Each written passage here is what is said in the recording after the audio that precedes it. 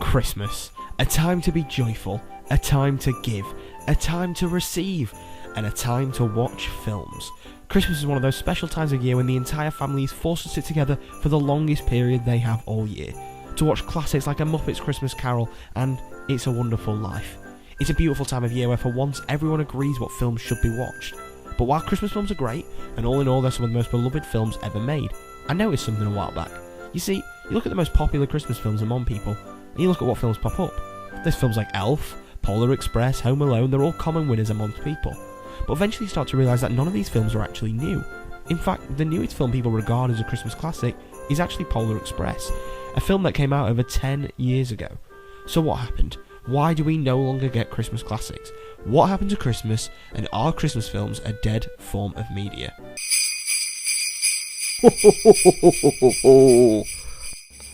Before I start this video, I'd like to point out that Fox actually decided to copyright strike and ban in all countries this video because of any time I used any form of Home Alone footage on its own.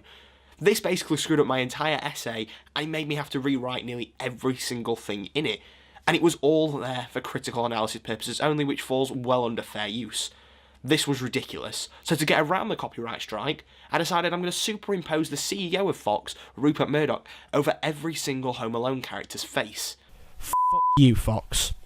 So I think the best place to start with this would be to justify what makes a film a Christmas classic. So I'm going to attempt to point out what common themes pop up in most Christmas classics and try and develop a formula to go along with this. The idea being that if we can apply this formula to Christmas classics, then we can try and apply it to modern films and see where they're going wrong. Obviously, without even examining anything, an obvious reoccurring theme will be the theme of Christmas. The story, music and setting will all have to be Christmas themed, otherwise how can you even class the film as a Christmas classic? Again, without really going deep into analysing Christmas films, you'll notice that nearly every Christmas classic has at least one huge star behind it. The Grinch has Jim Carrey, The Polar Express has Tom Hanks, The Santa Claus has Tim Allen, and Elf has Will Ferrell along with multiple other people. I could easily go on, but it's obvious that having a huge star in your film is going to be a necessary addition to this formula. Going a bit deeper into analysis and looking at Home Alone, I noticed that the comedy appealed to all ages. Multiple films do this, but Home Alone's a really good one for it, because it uses a mixture of slapstick and witty commentary. The film isn't limiting itself to one audience by just having childlike humour, and therefore has instant family appeal. The same applies to films like A Muppet's Christmas Carol. Its humour never limits itself to one audience, and not only that, it stands the test of time. None of these classics are particularly filled with pop culture jokes or relevant comedy, and that's why they can still be enjoyed today. Something else I skimmed over very quickly there was family appeal, and the film that made that stand out to me the most was Elf. Elf tackles everything with a childlike attitude, so children can join Buddy the Elf on his adventure and see it in a childlike way, and for older kids and parents, it's funny to see a grown man tackle these things in a childlike attitude. Elf goes out of its way to make sure everyone in the family can sit down and enjoy the film without ever singling out a group of parents. And that's probably why family appeal is such a big deal. It's the reason as to why you sit down and watch the same Christmas films every year, because they will appeal to everyone and not single anyone out.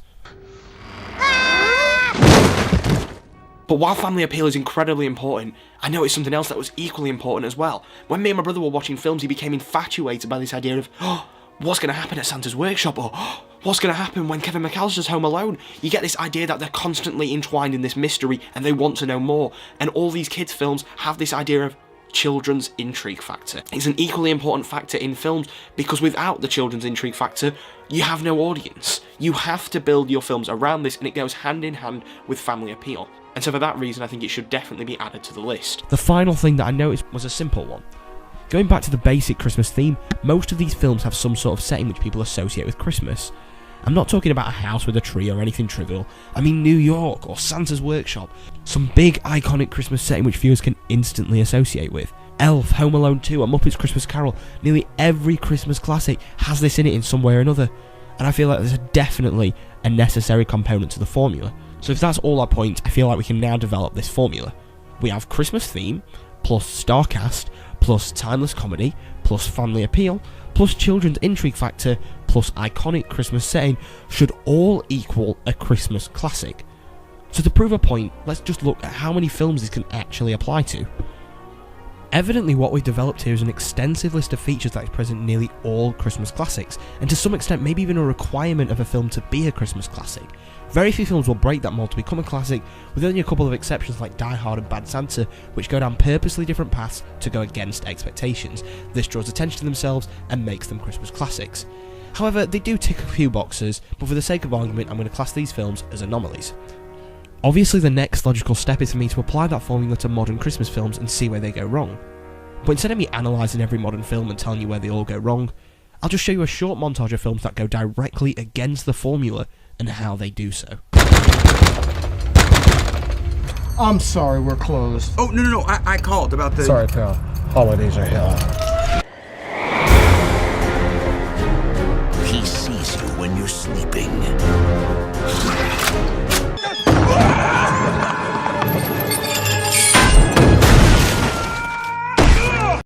This was going to be the best Christmas ever. Yeah, I'm just a bit stuck. Will you be able to find me at my grandma's house in Grand Rapids? Because no one's going to be at our Chicago house for 2 weeks. Oh yeah, don't worry, I'll find you. What can I do for you, my burglars of turd? I'll help you still alive. What are you talking about? We saw you get shot, remember? You have to be more specific. It's clear with that huge montage that I could go on and on, but I feel like I've proven my point. So now to clarify, what I've done is I've shown one reason as to why films aren't as good as they used to be. They're not using the same formula, which in normal film terms could be a good thing. I'm all for a good mix-up. But it's clear that going against this formula or trying to rewrite the formula doesn't work, and that's why we aren't getting Christmas classics anymore. So while there is a formalic reason, one that's pretty much clearly valid, I think there's much more to it, some deeper meaning as to why there are no more classics, and I think that's down to the fact that Christmas is dying out. So hear me out, I'm not saying that Christmas as a holiday is going away anytime soon, because it's clearly not. But what I am saying is the idea of using it as a form of marketing is. It's a holiday which is clearly rooted in the past. Just look at Christmas music. We haven't had a Christmas classic song since possibly Justin Bieber in 2011, and even that's a bit of a stretch. Christmas TV specials are thinning out. I'm seeing a lot less marketing for Christmas related one-offs. In fact, the only advertisements I've seen are for old compilation albums or films that really aren't that Christmassy. I believe films have tried to grow up with their audience. Kids who watched Elf and Polar Express at the time of release aren't going to go and want to watch the brand new Nativity at the cinema. So studios try to make films for them.